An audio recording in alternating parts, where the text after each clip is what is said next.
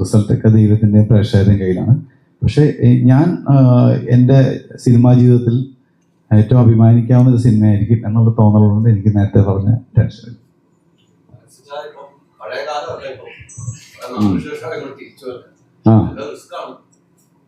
അല്ല, ഞാൻ പണ്ടും അങ്ങനെ സിനിമയോട് പാഷൻ ഉണ്ടെങ്കിൽ അങ്ങനെ തുടർച്ചയായിട്ട് സിനിമ എടുത്തിട്ടില്ല.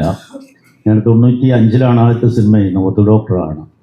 പിന്നെ അത് കഴിഞ്ഞിട്ട് മറവത്തൂർ കനവ്, കേൾട്ടൺ 10, പിന്നെ ഏറ്റവും എനിക്ക് അഭിമാനിക്കാവുന്നൊരു ചിത്രമാണ് രക്ഷാധികാരി വൈദ്യുവപ്പ്. അപ്പം നല്ല സിനിമകൾ ഉണ്ടാവണം എന്ന് ആഗ്രഹിക്കുന്ന കൂട്ടത്തിലാണ്. ഇപ്പം എന്നോട് ഏറ്റവും ഞാൻ ഇഷ്ടപ്പെടുന്ന ഒരു റൈറ്റർ ആരാന്ന് ഞാൻ പറയും ശ്രീനേട്ടനാണെന്ന് പറയും. സന്ദേശം സിനിമയാണ് ഞാൻ ഏറ്റവും ഇഷ്ടപ്പെടുന്ന സിനിമ. അപ്പം ഒരു ഗ്രൗണ്ട് നഷ്ടപ്പെടുന്ന കഥയാണ് രക്ഷാധികാരി വൈദ്യുവപ്പ്. അപ്പോൾ ആ സിനിമ കണ്ടു കഴിയുമ്പോൾ മനസ്സിലുണ്ടാകുന്ന ഒരു നൊമ്പരം. അപ്പോൾ അത് അംഗീകരിക്കപ്പെടുകയും ചെയ്തു ആ സിനിമ. അപ്പോൾ ഇങ്ങനെ ഒരു സബ്ജക്റ്റ് ഞങ്ങൾ ഡിസ്കസ് ചെയ്യുമ്പോൾ അപ്പോൾ അതിൻ്റെ ഒരു കോണ്ടൻറ്റ് ഭയങ്കര റിലവൻ്റ് ആണ്. അപ്പോൾ അത് നമുക്ക് ചെയ്യണം. അപ്പോൾ ഇതൊരു കൊമേഴ്ഷ്യലി എത്രത്തോളം സക്സസ് ആവുമെന്ന് നമുക്കറിയില്ല. പക്ഷേ PK സജീവിൻ്റെ പ്രൊഡ്യൂസർ ഞങ്ങളെല്ലാവരും നാട്ടുകാരാണ്, ബാല്യകാല സുഹൃത്തുക്കളാണ്. അപ്പോൾ അങ്ങനെയാണ് ഇങ്ങനെ ഒരു സിനിമയെ പറ്റി ചിന്തിക്കുന്നതും ഇങ്ങനെ ഒരു സിനിമ നടപ്പിലാവുന്നത്. അപ്പോൾ ഈ സിനിമ എനിക്ക് വളരെ ഉറപ്പുണ്ട്, ഈ സിനിമ കണ്ടിട്ട് ആരും ഇറങ്ങിയിട്ട് പറയില്ല അയ്യേ എന്തായി കാണിക്കും, ഒരിക്കലും പറയില്ല. അപ്പോൾ അത് ഓൾറെഡി അങ്ങനൊരു അഭിപ്രായം ഇപ്പോൾ ഇത് കണ്ടവരും കഥ കേട്ടവരും ഒക്കെ പറഞ്ഞു കഴിഞ്ഞു. അത് ഇപ്പം ഇന്ന് കേരളത്തിലെ ചില പ്രമുഖ വ്യക്തികളുടെ മുമ്പിൽ നമ്മളൊരു പ്രിവ്യൂ നടത്തിയിരുന്നു. അപ്പോൾ സിനിമ കണ്ടതിന് ശേഷം അവരെഴുന്നേറ്റ് നിന്ന് കൈയടിച്ചു. അപ്പോൾ അതിൽ ഒരാൾ വ്യക്തിപരമായിട്ട് പറഞ്ഞൊരു കാര്യമുണ്ട്. ഞാൻ ഒരു 4-5 വർഷമായി പല വേദികളിലും പ്രസംഗിച്ച് നടക്കുന്ന ഒരു വിഷയം നിങ്ങൾ വെറും 2 മണിക്കൂർ കൊണ്ട് പറഞ്ഞ് അതിൻ്റെ ഏറ്റവും അങ്ങേറ്റം അതായത് കൺവിൻസിങ് ആയിട്ട് നിങ്ങൾ പറഞ്ഞു, ഹാറ്റ്സ് ഓഫ് ടു യു എന്ന് പറഞ്ഞു. കൈയടിച്ച പുള്ളി നമുക്ക് അപ്പോൾ അതിൽ വലിയ ഒരു അഭിമാനമില്ല. സിനിമ ഓടുകയോ ഓടാതിരിക്കുകയോ പറഞ്ഞ പോലെ ഒരുപാട് സിനിമകളുണ്ട്, മാറ്റിവെക്കണം എന്നൊക്കെ പറയുമ്പോൾ നമ്മൾ കുറച്ചൊക്കെ അങ്ങനെ മാറ്റിവെച്ച് വന്നതാണ്. പക്ഷേ നമ്മൾ ഇനിയും മുമ്പോട്ട് പോകുന്നതിനും പുതിയ പടങ്ങൾ ഒരുപാടുണ്ട്. അതുകൊണ്ട് അതിനിടയ്ക്ക് നമ്മൾ ഇതിങ്ങനെ കൊണ്ടുപോവുകയും നിവൃത്തിയുള്ളൂ. പക്ഷെ അത് വേണ്ട. അപ്പം നമുക്ക് നല്ല കോൺഫിഡൻസ് ഉണ്ട്. വ്യത്യസ്തമായൊരു വിഷയമാണ് നമ്മൾ കൈകാര്യം ചെയ്തത്. അപ്പോൾ മലയാളികൾ എന്നുള്ള നിലയിൽ ഈ സിനിമ കാണുമ്പോൾ നിങ്ങൾക്കത് മനസ്സിലാവും. നിങ്ങളെല്ലാവരും ഈ സിനിമയെ സാധാരണ ഇപ്പോൾ ഇതെല്ലാം പ്രൊമോഷൻ്റെ ഒരു ഭാഗമാണ്. എന്നാൽ പോലും ഈ സിനിമയ്ക്ക് നിങ്ങൾ ഒരു സ്പെഷ്യൽ സപ്പോർട്ട് തരണം. കാരണം ഇത് നമ്മുടെ വിഷയമാണ്, ഈ നാടിൻ്റെ വിഷയമാണ്. അങ്ങനെ ഒരു സബ്ജക്റ്റ് എടുക്കാൻ ഒരു പ്രൊഡ്യൂസറും ഇന്നത്തെ കാലത്ത് തയ്യാറാവില്ല. കാരണം അതിൽ കൊമേഴ്ഷ്യൽ സൈഡുണ്ട്. ഇതൊരു ചെറിയ സിനിമയല്ല. നല്ല പൈസ മുടക്കിയിട്ട് 10-70 ദിവസം ഇന്ത്യയുടെ പല ഭാഗങ്ങളിലായിട്ട് ഷൂട്ട് ചെയ്ത് അത്രയും പെർഫെക്ഷനോട് കൂടി ചെയ്തിട്ടുള്ളൊരു സിനിമയാണിത്. അപ്പോൾ അത് കാണുമ്പോൾ നിങ്ങൾക്ക് മനസ്സിലാവും. അപ്പോൾ എല്ലാവർക്കും യുണൈറ്റഡിന് അതൊരു ചെറിയ സിനിമ, ആർട്ടിസ്റ്റ് അങ്ങനെ നോൺ ആർട്ടിസ്റ്റ് ഒന്നുമില്ല അപ്പോൾ എന്നൊക്കെ പറയും. പക്ഷേ നിങ്ങൾ സിനിമ കാണുമ്പോൾ മനസ്സിലാവും ഇതങ്ങനെയല്ല.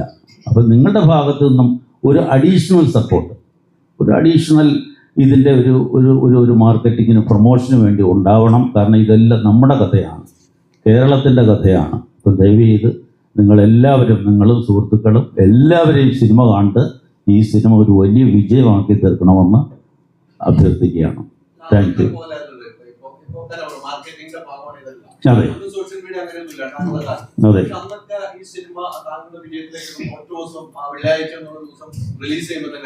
ഇന്ന് വെള്ളിയാഴ്ച ദിവസം റിലീസ് ചെയ്താൽ പിന്നെ റിവ്യൂ ചെയ്യാൻ വേണ്ടി കുറെ ആളുകൾ ആ സിനിമയെ നന്നാക്കാനും ദോഷമാക്കാൻ ആളുകൾ. അല്ല, ഞാൻ പറഞ്ഞത് റിവ്യൂ ചെയ്തിട്ട് ഒരു സിനിമയും ഇവിടെ നന്നായിട്ടില്ല.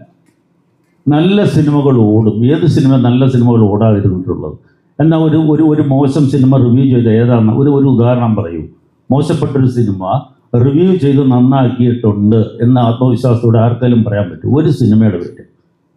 ചിലപ്പോൾ ഒരു നല്ല സിനിമയെ മീൻസ് മോശപ്പെട്ട ശ്രമങ്ങളുണ്ടാവാം നല്ല, പക്ഷേ നല്ല സിനിമ എന്തും മലയാളികൾ സ്വീകരിച്ചിട്ടുണ്ട്. അത് തിയേറ്ററിൽ ഓടും.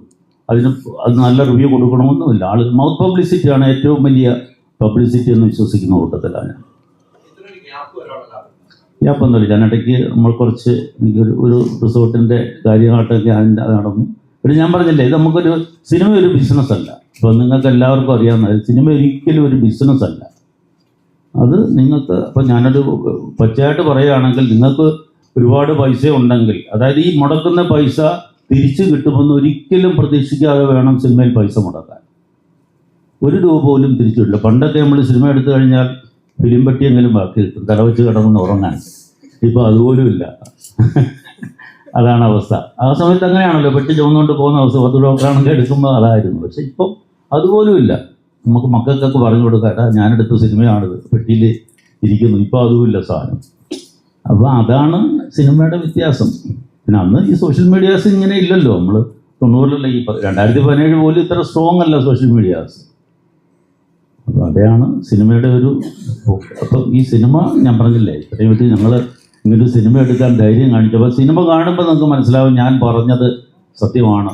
അദ്ദേഹം വളരെ സത്യമാണ്, ഇങ്ങനൊരു സിനിമ കാലത്തിൻ്റെ ആവശ്യമാണെന്നുള്ളത്. അപ്പോൾ ആരും ധൈര്യപ്പെട്ടില്ല. ഞാൻ ഓണസ്റ്റ്ലി ഞാൻ പറയുക, ഇങ്ങനൊരു സിനിമ എടുക്കാൻ ഇന്നത്തെ കാലത്ത് ആരും ധൈര്യപ്പെടില്ല. അപ്പോൾ ആ ധൈര്യം കാണിച്ച ഞങ്ങളെ നിങ്ങൾ അഭിനന്ദിക്കണം. അതെ അതെ, താങ്ക് യു.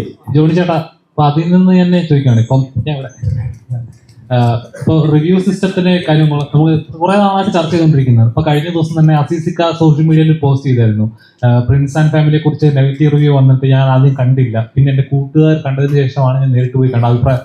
ശരിക്കും പറഞ്ഞാൽ ഈ സിസ്റ്റം, അതിൽ ഓൺലൈൻ സോഷ്യൽ മീഡിയ അല്ലെങ്കിൽ ആ റിവ്യൂ സിസ്റ്റം കാരണം സിനിമകളെ നല്ല രീതിയിൽ അത് ബാധിക്കുന്നുണ്ട്, അല്ലെങ്കിൽ മൗത്ത് പബ്ലിസിറ്റിയാണ് സിനിമയ്ക്ക് വേണ്ടത് എന്ന് ചേട്ടൻ പൂർണ്ണമായി വിശ്വസിക്കുന്നുണ്ടോ? ഇതിൻ്റെ ഏറെക്കുറെ ഉത്തരവാണ് അച്ഛൻ പറഞ്ഞത്. ഒരു തീർച്ചയായിട്ടും മൗത്ത് പബ്ലിസിറ്റി ഒക്കെ ഏറ്റവും വലിയ പബ്ലിസിറ്റി, അതിനെ വല്ല പബ്ലിസിറ്റി ഇല്ല.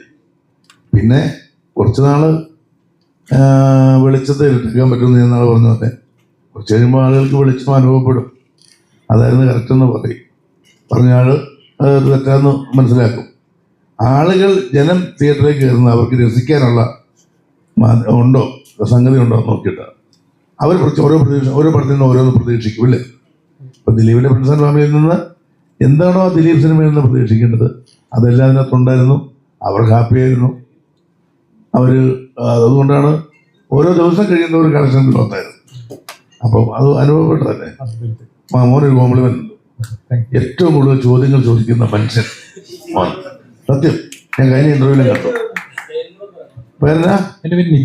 നിവിന് ഒരുപാട് ചോദ്യങ്ങൾ ചോദിക്കാൻ കഴിയട്ടെ, അങ്ങേക്ക് ഒരുപാട് ഉത്തരങ്ങൾ നൽകാൻ എനിക്ക് സാധിക്കട്ടെ എന്ന് ഞാൻ ദൈവത്തോട് പ്രാർത്ഥിക്കുന്നു.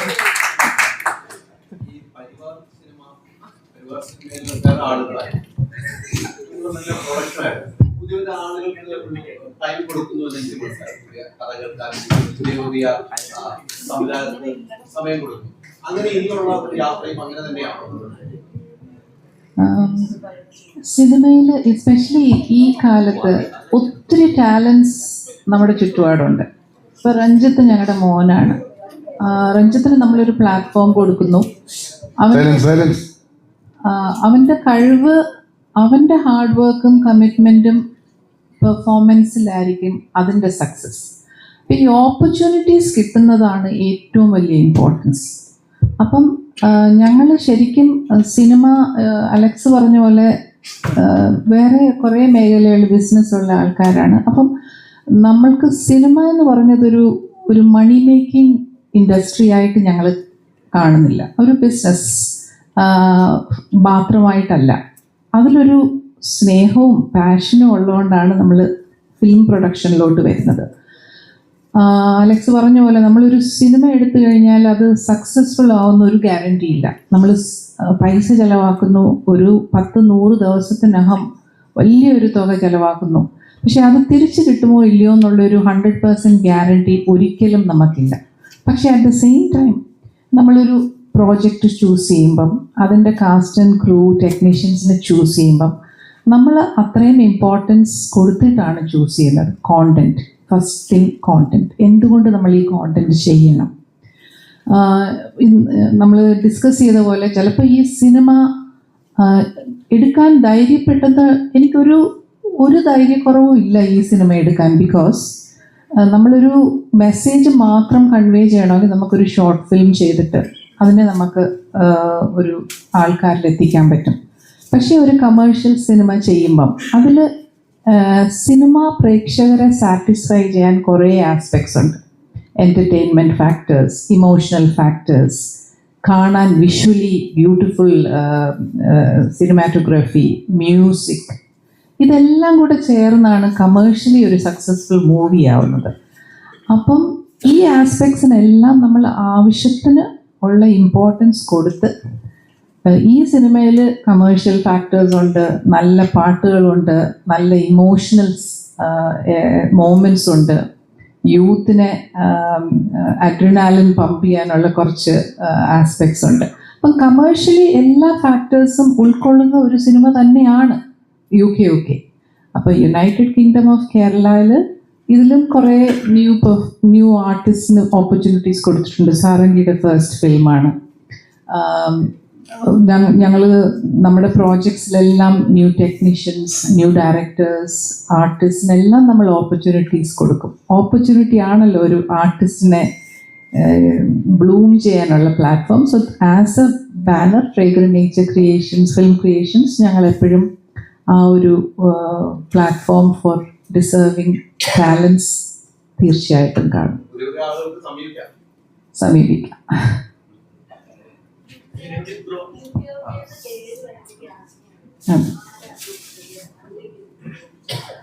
അപ്പം യുണൈറ്റഡ് കിങ്ഡം ഓഫ് കേരളയുടെ കോൺസെപ്റ്റും എല്ലാ ക്രിയേഷനും അരുൺ തന്നെയാണ്.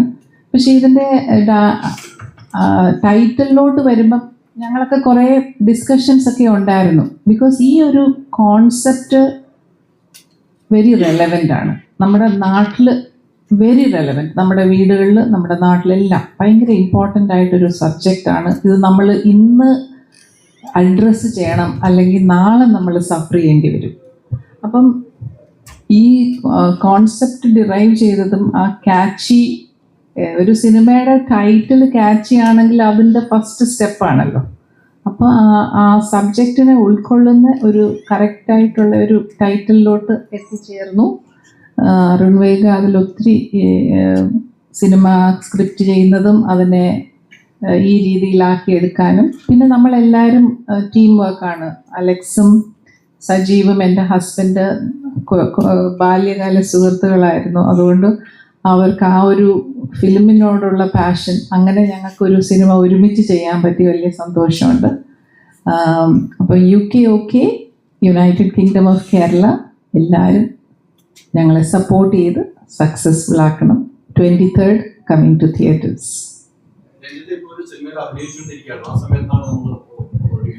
അതെ,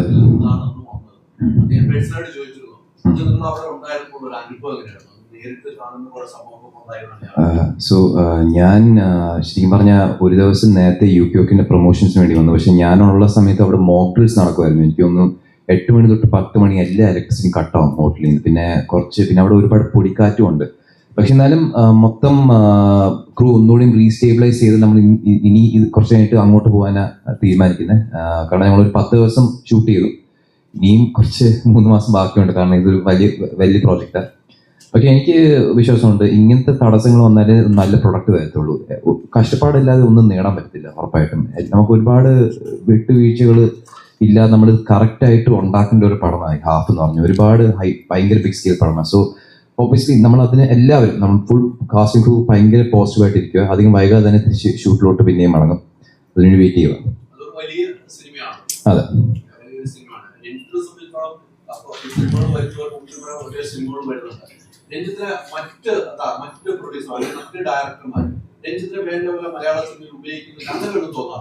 ഇല്ല, ആക്ച്വലി ഞാൻ ഇപ്പോൾ തമിഴ് പടം ഷൂട്ട് ചെയ്ത് കഴിഞ്ഞു നമ്മുടെ സൺ പിക്ചേഴ്സിന് വേണ്ടി. പിന്നെ വേറൊരു മലയാളം പടത്തിന്റെ ഷൂട്ട് തുടങ്ങി. പിന്നെ അതിപ്പം കുറച്ചൊന്ന് ഒരു സ്കെഡ്യൂൾ ബ്രേക്ക് എന്തോ വന്നേക്കൊന്ന് കൺഫേം ഇല്ല. പക്ഷെ എനിക്ക് തോന്നുന്നില്ല. കാരണം ഈ മേഖല എന്ന് പറഞ്ഞാൽ ഒരു ഗ്യാരണ്ടി ഇല്ലാത്തൊരു മേഖല എന്ന് പറഞ്ഞാൽ നമ്മൾ ഒരു സ്ഥാനത്ത് നിന്നാൽ നമ്മൾ ഒരു സമയത്ത് നിന്നാൽ അവിടെ തന്നെ നിൽക്കണമെന്നൊരു ഗ്യാരണ്ടി ഇല്ല. ഒരു പുതിയ ആളും നമ്മൾ തട്ടിമാറ്റി നമ്മൾ പ്ലേസ് എടുക്കാം. നമ്മളെപ്പോഴും ഏറ്റവും ബെസ്റ്റായിട്ട് നമ്മൾ ഇരിക്കണം, തയ്യാറായിട്ടിരിക്കണം പണിയെടുക്കാൻ വേണ്ടി. ഞാനിപ്പം 3 പടങ്ങൾ കഴിഞ്ഞതേ ഉള്ളൂ. ഇതന്നെ 4ാമത്തെ പടം. എൻ്റെ സമയം വരുമെന്ന് എനിക്ക് ഉറപ്പുണ്ട്. എനിക്ക് എൻ്റെതായ ഒരു അടയാളം മലയാളം ഇൻഡസ്ട്രിയിൽ ഉണ്ടാക്കണം. അതിൻ്റെ ഒരു വാശിയുണ്ട്. അതുകൊണ്ട് ഞാൻ ഇറങ്ങി തിരിച്ചത്. ഞാൻ ഇവിടുത്തെ എൻ്റെതായിട്ട് ഒരു അടയാളം ഉണ്ടാക്കുന്നത് എനിക്ക് ഉറപ്പുണ്ട്, ഇന്നല്ലെങ്കിൽ നാളെ. സോ ആ വിശ്വാസത്തിലാണ് ഞാൻ മുന്നോട്ട് പോകുന്നത്. അല്ല, ഉറപ്പായിട്ടും ഞാൻ ഇല്ല ശരിക്കും പറഞ്ഞാൽ ഞാൻ പറഞ്ഞ പോലെ തന്നെ ഒരുപാട് നമ്മുടെ ഈ ഒരുപാട് ഫെയർ സീക്വൻസസ് ചിലപ്പം ഡയലോഗ് പറയുന്ന രീതിയായാലും ചില ഇമോഷൻ പറഞ്ഞ ചിലപ്പോൾ നിർത്തി സസ്റ്റെയിൻ ചെയ്യാനൊക്കെ ചിലപ്പോൾ ഞാൻ ആ സീൻ അഭിനയിക്കുമ്പോൾ ഞാനത് ഓർക്കാറില്ല. പക്ഷെ പുള്ളി ഇത്രയും എക്സ്പീരിയൻസ് ആണ്. പുള്ളി എപ്പോഴും എന്നോട് പറയാറുണ്ടെന്ന് പറഞ്ഞാൽ ചിലപ്പം ഇപ്പം എന്താ പറഞ്ഞാൽ മോനിപ്പം ഇങ്ങനെ തന്നെ ചെയ്ത കുഴപ്പമില്ല, പക്ഷെ എന്നാലും ഇങ്ങനെ ചെയ്താൽ കുറച്ചുകൂടെ വിഷ്വലി സമയം ചിലപ്പം കട്ട് ചെയ്യാൻ കുറച്ചുകൂടെ സമയം കിട്ടും. അങ്ങനെ ഒരുപാട് ഉപദേശങ്ങൾ തന്നിട്ടുണ്ട്. ശരിക്കും ഞാൻ ഭാഗ്യമായിട്ട് കരുതുന്നത്. ഇപ്പം എൻ്റെ കഴിഞ്ഞ 2 പടങ്ങളായാലും സിദ്ദിഖിനോട് വർക്ക് ചെയ്യാൻ പറ്റി, ഇത്രയും ബെറ്റർ ആക്ടർ. ഇപ്പം ജോൺ ചേട്ടനോട് വർക്ക് ചെയ്യാൻ പറ്റി. അപ്പം എന്നെ സംബന്ധിച്ച് ഇപ്പോഴും നല്ലൊരു പുതിയ ആക്ടർ തന്നെയാണ്. എനിക്ക് ഒരുപാട് എക്സ്പീരിയൻസസ്, ഇത്രയും വെറ്ററൻ ആക്ടേഴ്സിൻ്റെ കൂടെ ഇത്രയും ഇൻഡസ്ട്രി ഇത്രയും നാളുള്ള ആൾക്കാരുടെ ഒരു എക്സ്പീരിയൻസും ഗൈഡൻസും കിട്ടാവുന്ന ഒരു നിസ്സാര കാര്യമില്ല. അത് ഞാൻ എല്ലാ പടത്തിലും ഞാൻ ആ എക്സ്പീരിയൻസ് വെച്ച് ഞാൻ അടുത്ത പടത്തിലോട്ട് പോകുന്നത്. സോ ഒരു വലിയ ഭാഗമായിട്ട് ഞാൻ കരുതുന്നത് മൊത്തമായിട്ട്. എനിക്ക് ആ ഒരു സാധനം പോയിട്ടാണ് എനിക്കിവിടെ നിൽക്കണം, എനിക്ക് തെളിയിക്കണം അങ്ങനൊരു ഒരു വലിയ ധൈര്യത്തോടുകൂടിയാണ് രഞ്ജിത്ത് പറയുന്നത്. ആ ഒരു കലാകാരൻ പറയുകയാണ്. അതൊരു എനിക്കൊരു ഫീൽ ചെയ്തുകൊണ്ട് തന്നെയാണ് ആ കലാകാരന്റെ ആഗ്രഹമാണ് മലയാള സിനിമയിൽ എന്റെ ഒരു പേര് അടയാളപ്പെടുത്തുന്നത്. വളരെ ഒരു സീനിയർ എന്ന നിലയ്ക്ക് താങ്കൾക്ക് എന്താ ആ ഒരു വാക്ക്? ഞാൻ പറഞ്ഞ നല്ല ഹാർഡ് വർക്കുണ്ട്. അതായത് രഞ്ജിത്ത് സിനിമ അല്ലാതെ ഒന്നും ചിന്തിക്കുന്നില്ല. നേരത്തെ തന്നെ സീൻസ് മനസ്സിലാക്കുന്നു, എല്ലാം കൃത്യമാണ്, സമയത്ത് കൃത്യമായി വരുന്നു. അതിനുവേണ്ടി ഭയങ്കര ഡെഡിക്കേഷനാണ്. ഇതിനെ ഉഴപ്പാനല്ല എനിക്കൊന്നു.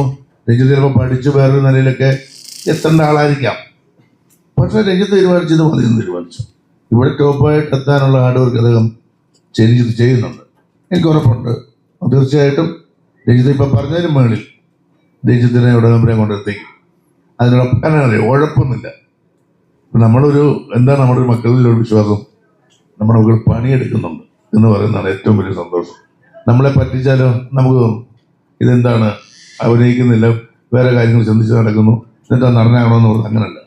ഫുൾ നിങ്ങൾ ഫൈറ്റ് കണ്ടില്ലേ, എക്സ്പീരിയൻസ് എല്ലായിടത്തും ആളാന്ന് പറയുമോ, ഡാൻസ് കണ്ടില്ലേ അന്ന് പറയുമോ.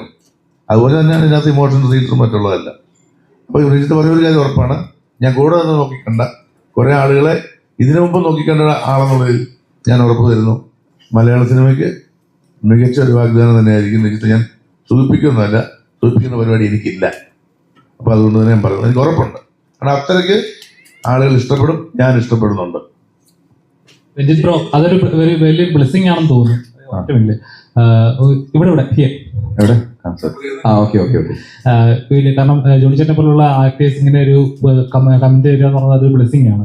ഒരു ആക്ടറുടെ ലൈഫ് എന്ന് പറഞ്ഞത് അപ്സ് ആൻഡ് ഡൗൺസ് എപ്പോഴും ഉണ്ടാകുന്നുണ്ട്. അപ്പം താങ്കളെ പോലെ എനിക്ക് പേഴ്സണലി നല്ല പെർഫോം ചെയ്യാൻ സ്പേസ് ഉള്ള ഒരു ആക്ടറാണ് താങ്കൾ, എനിക്ക് തോന്നിയിട്ടുള്ള കാര്യമാണ്. അപ്പം ശരിക്കും ഏതെങ്കിലും ഒരു പോയിന്റിൽ, കാരണം മലയാളത്തിൽ തന്നെ ഇതേപോലെ പല ആക്ടേഴ്സ് കാലിബറുള്ള ആക്ടേഴ്സ് വന്നിട്ട് സ്പേസ് കിട്ടാതെ മറ്റ് ലാംഗ്വേജിൽ പോയിട്ട് എക്സ്പ്ലോർ ചെയ്തിട്ട് ഒരുപാട് ആക്ടേഴ്സ് നമ്മൾ കാണുന്നുണ്ട്. എപ്പോഴെങ്കിലും പോയിട്ടുണ്ടോ, തോന്നിയിട്ടുണ്ടോ എനിക്ക് മറ്റ് ലാംഗ്വേജ് ഇച്ചിരൂടെ എക്സ്പ്ലോർ ചെയ്യാം, അല്ലെങ്കിൽ എനിക്ക് ഇച്ചിരി എക്സ്പ്ലോർ ചെയ്യാൻ സ്പേസ് കിട്ടുന്നുണ്ട്, അങ്ങനെ എപ്പോഴും തോന്നിയിട്ടുണ്ടോ? അങ്ങനെ തോന്നിയിട്ടില്ല. ഞാനിപ്പം ഒരു തമിഴ് പടം ചെയ്തെങ്കിലും എനിക്ക് ശരിക്കും ഈ മലയാളം ഇൻഡസ്ട്രിയിലുള്ള ഒരു സ്നേഹം കൊണ്ടാണ് ഞാൻ ഇതിൽ ഇറങ്ങി തിരിച്ചത്. കാരണം ഞാനിപ്പോൾ ഫീൽ ചെയ്തിട്ടുണ്ട്, ഇപ്പം നമ്മുടെ ഇൻഡസ്ട്രി വളരെ ചെറിയ ഇൻഡസ്ട്രി, പക്ഷെ നമ്മുടെ കോണ്ടന്റ് പറഞ്ഞാൽ ഇന്ത്യ മൊത്തം അറിയുന്ന ഒരു ക്വാളിറ്റിയിൽ ഒരു കോണ്ടന്റ് നമ്മൾ പ്രൊഡ്യൂസ് ചെയ്യുന്നത്. പക്ഷെ ചിലപ്പോൾ നമുക്ക് അധികം റിസോഴ്സസ് ഇല്ല, അത്രയും വലിയ ബഡ്ജറ്റ് ഒരു മറ്റേ അന്യഭാഷ ലാംഗ്വേജസ് എടുക്കുന്ന ഒരു രീതിയിൽ എടുക്കാൻ വേണ്ടി. സോ എനിക്ക് എപ്പോഴെങ്കിലും ഇന്നല്ലെങ്കിൽ നാളെ നമ്മുടെ മലയാളം ഇൻഡസ്ട്രീനെ ഒരു നില വരെ എത്തിക്കണമെന്ന് എനിക്കൊരു വാശിയുണ്ട്. കാരണം നമുക്കതിൻ്റെ പൊട്ടൻഷ്യലുണ്ട്, നമ്മുടെ ടെക്നീഷ്യൻസ് ആയാലും നമ്മുടെ ആക്ടേഴ്സ് ആയാലും നമ്മുടെ മൊത്തം ക്രൂ ആയാലും, പക്ഷേ നമുക്കതിന് റിസോഴ്സസ് ഇല്ല. സോ നമ്മളിങ്ങനെ നല്ല പടങ്ങൾ ചെയ്തുകൊണ്ടിരുന്ന, നല്ല കഥാപാത്രം ഞാൻ അവതരിപ്പിച്ചു തന്നിരുന്ന എപ്പോഴെങ്കിലും നമ്മൾ ശ്രദ്ധിക്കപ്പെടും. പിന്നെ ആ ശ്രദ്ധ കൊണ്ട് നമുക്ക് കുറച്ചും റിസോഴ്സസ് കിട്ടുമെന്ന് ഞാൻ വിശ്വസിക്കുന്നു. സോ ഡെഫിനറ്റ്ലി എനിക്ക് അത്യാവശ്യത്തിൽ ഞാനൊരു മലയാളിയാണ്, എനിക്ക് മലയാളം ഇൻഡസ്ട്രിയിൽ തന്നെ നിൽക്കാനാണ് താല്പര്യം. അതെൻ്റെ ഒരു വ്യൂ പോയിന്റ്. ട്രെയിലർ എടുത്ത് നോക്കുവാണെങ്കിൽ തന്നെ റോയെ ഇഷ്ടപ്പെടുന്ന ഒരുപാട് ആളുകളുടെ കമന്റ് കാണും. ഇതിൽ തലിബിനെ പറ്റിയാണെങ്കിലും തോളത്തിനെ പറ്റിയാണെങ്കിലും മെൻഷൻ ചെയ്തുകൊണ്ട് പറയുന്നു. നേരത്തെ പറഞ്ഞ പോലെ ഒരുപാട് സിനിമകൾ ചെയ്തിട്ടില്ല, 2 സിനിമകളാണ് അഭിനയിച്ചിട്ടുള്ളത്. ഒരു പുതിയൊരു നടനുള്ള നിലയ്ക്ക് ഇപ്പൊ ഇത്ര ആളുകളുടെ ഒരു സ്നേഹം പിടിച്ചു വെക്കുക എന്ന് പറയുന്നത് ചെറിയൊരു കാര്യമല്ല, എല്ലാവർക്കും സാധിക്കുന്ന കാര്യമല്ല. അപ്പൊ ഇവര് ഒരു ആസ്പിറന്റ് ആക്ടറാണ്. അപ്പം ഇവരുടെ ഈ ഒരു സപ്പോർട്ടിന് തിരിച്ചൊരു മറുപടി അല്ലെങ്കിൽ റിപ്ലൈ ആയിട്ട് അവരോട് എന്താണ് പറയുന്നത്? നിങ്ങൾ കാരണം എനിക്ക് നിലനിൽക്കാൻ പറ്റുന്നത് ശരിക്കും പറഞ്ഞാൽ അത് വേണ്ടതൊരു പ്രേക്ഷകരെ തീരുമാനിക്കുന്ന ഒരു നടൻ അവിടെ നിലനിൽക്കണോ വേണ്ടോ എന്ന്. കാരണം ഇവരെ എൻ്റർടൈൻ ചെയ്യാൻ വേണ്ടി ഞാൻ ചെയ്യുന്നത്. കാരണം ഞാൻ കൊച്ചിലെ കണ്ടു വളർന്ന ആക്ടേഴ്സും സിനിമകളും ഞാൻ ഒരു കൊച്ചിന് എന്നെ ഇൻസ്പയർ ചെയ്തു ഈ മേഖലയിൽ ഒരു കാല് വെക്കാൻ വേണ്ടി. അതുപോലെ എനിക്ക് ഒരാളെ ഇപ്പം ഒരാളെയോ വ്യക്തികളോ എനിക്ക് ചെയ്യാൻ പറ്റി അത് വളരെ ഭാഗ്യമായിട്ടൊക്കെ കൺസിഡർ ചെയ്യുന്നത്. കാരണം നമ്മൾ ആക്ടേഴ്സ് എന്ന് പറഞ്ഞ ഒരു വളരെ ഇമ്പോർട്ടൻ്റ് ആയിട്ടുള്ള പ്ലാറ്റ്ഫോമും ഇൻഫ്ലുവൻസും നമുക്ക് കിട്ടുന്നത്. ശരിക്കും പറഞ്ഞാൽ അത് നമ്മൾ ഒരു ക്യാരക്ടർ മതി അത് ചിലപ്പം അവരുടെ മനസ്സിൽ പറ്റിയിരിക്കാൻ വേണ്ടി. ഇപ്പം എനിക്ക് കൽബ്, കാരണം ഇപ്പോഴും ഞങ്ങൾ മിനിഞ്ഞാന്ന് കോഴിക്കോട് ബീച്ചിൽ പോയായിരുന്നു പ്രൊമോഷന് വേണ്ടി. ഇപ്പോഴും ഒരുപാട് ആൾക്കാരുണ്ട്, പക്ഷെ കുഞ്ഞു പിള്ളേർ വന്ന് എന്നെ കാൽപ്പോ എന്നാണ് വിളിക്കുന്നത്. എൻ്റെ പേരറിയത്തില്ല, പക്ഷെ എനിക്ക് അത് മതി സത്യം പറഞ്ഞാൽ. കാരണം ആ ക്യാരക്ടർ അവരുടെ നെഞ്ചിൽ പന്നി ഇരിക്കുക. ശരിക്കും വേറെ ഒന്നും എനിക്ക് വേണ്ട. കാരണം ക്രിട്ടിക്കൽ അപ്രിസിയേഷൻ അതിനേക്കും കാലം നമ്മുടെ ക്യാരക്ടേഴ്സിനെ അവർ അപ്രിഷിയേറ്റ് ചെയ്യുക, ആ ക്യാരക്ടേഴ്സ് ഉൾക്കൊള്ളുക, അത് മതി സത്യം പറഞ്ഞു. സോ ഡെഫിനറ്റ്ലി നിങ്ങൾ കാരണമാണ് ഞാൻ നിൽക്കുന്നത്. ഇനിയും എനിക്ക് നല്ല പടങ്ങൾ ചെയ്ത് നിങ്ങൾ എൻ്റർടൈൻ ചെയ്യണമെന്നുണ്ട്, ഒരു ആക്ടറായിട്ട് വളരണമെന്നുണ്ട്. സോ അതിനുവേണ്ടി നിങ്ങളുടെ സപ്പോർട്ട് വേണം. സോ ഇതുവരെ ചെയ്ത പോലെ നിങ്ങൾ എന്നെ സപ്പോർട്ട് ചെയ്യണം എൻ്റെ ജേർണിയിൽ മുന്നോട്ട്. അത്രയും പറയാനുള്ളൂ. അപ്പോൾ എന്തായാലും സിനിമ വലിയൊരു വിജയം മാറട്ടെ. നല്ല സിനിമകൾ ഒരിക്കലും മലയാളികൾ കൈവിട്ടിട്ടില്ല. ഇത് അതുപോലെ ഒരു വലിയൊരു ഹിറ്റായി മാറട്ടെ ഞങ്ങൾ ആശംസിക്കുന്നു. മേഡം അച്ഛനും പറഞ്ഞ പോലെ ഒരു സ്പെഷ്യൽ കൺസിഡർ സൗണ്ട് പോയി ഇത് തീർച്ചയായിട്ടും നിങ്ങൾ അങ്ങനത്തെ ഒരു സപ്പോർട്ട് വേണം. ഞങ്ങൾ ഭയങ്കരമായിട്ട് ആഗ്രഹിക്കുന്നുണ്ട്. പിന്നെ ഇന്ന് ലാലേട്ടൻ്റെ ബർത്ത്ഡേ ആണ്. യോക്കെ ടീമിൻ്റെ ഒരു birthday wish. Okay, thank you. എല്ലാ മീഡിയ ആൾക്കാർക്കും ഒത്തിരി നന്ദി. നിങ്ങളുടെ സമയവും നിങ്ങളുടെ സപ്പോർട്ടും. ഇനി റിലീസാവുകയാണ് 23rd. അപ്പോൾ എല്ലാവരും നിങ്ങൾ നല്ല രീതിയിൽ സപ്പോർട്ട് ചെയ്യണം. നിങ്ങൾ കൺവേ ചെയ്യുന്ന മെസ്സേജസ് ആണ് ആൾക്കാരിൽ എത്തുന്നത്. അതുകൊണ്ട് UK United Kingdom of Kerala ഒരു വെരി സ്പെഷ്യൽ ഫിലിം. നമ്മുടെ കേരളത്തിൻ്റെ സിനിമയാണ്, നമ്മളെല്ലാവരും കാണേണ്ട സിനിമയാണ്. യങ്സ്റ്റേഴ്സ്, ചിൽഡ്രൻ, മുതിർന്നവരെല്ലാവരും. അതുകൊണ്ട് നല്ല രീതിയിൽ സപ്പോർട്ട് ചെയ്ത് തിയേറ്റേഴ്സിൽ പോയി ഈ സിനിമയെ വിജയിപ്പിക്കണം. Thank you. ഒരു കാര്യം കൂടി പറയാൻ പറ്റുമോ? ഈ സാരംഗി കളിച്ചതിൽ നന്നായിട്ട് ഞാൻ ഡാൻസ് കളിച്ചിട്ടുണ്ട്. ഭയങ്കര മേഖലൊക്കെ വരുന്നു. അപ്പോൾ അത് മിസ് ചെയ്തു. ഒരിക്കലും ആ, തീർച്ചയായിട്ടും കണ്ടാൽ